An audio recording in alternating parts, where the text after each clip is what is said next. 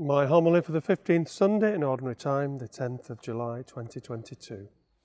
Love God and love your neighbour as yourself, said the lawyer, showing that he already knew the answer to the question he himself had asked about the way to eternal life. But his purpose wasn't to get an answer, but to disconcert Jesus. So he immediately fired off another question, one much debated at the time: who is my neighbour? Jesus gave an answer that disconcerted him and all his Jewish hearers, and laid down the radical approach of Christianity to those in need. Whatever their race, colour or creed, if they are in need, we must help them. Jews and Samaritans were in conflict. The Samaritans had broken away from the Jews. They all still worshipped the one God, but the Samaritans did it in a different way, and so were looked down upon by the Jews. It was like Catholics and Protestants when things were at their worst. There was great hostility and even violence between them.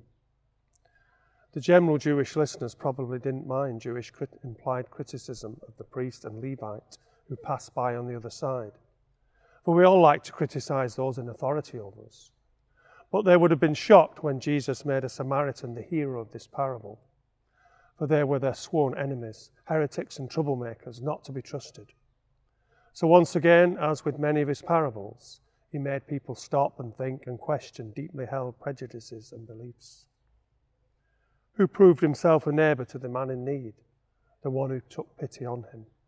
So we are to take pity on those in need regardless of their race, colour or creed, or whether they are our enemy or our friend.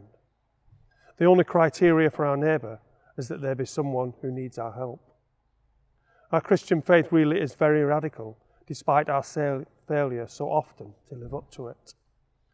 We form nationalistic churches and split into hostile groups, and that clearly goes against Jesus' teaching. The Roman Catholic Church, for all its faults, must be the greatest pan-national organisation in the world, and in that alone it speaks powerfully of Jesus' teaching. Think of any person you can't stand. Think of any groups you consider to be enemies. We're called to be good Samaritans to them if we see them in need. Not easy by any means, but then that is the challenge of our faith.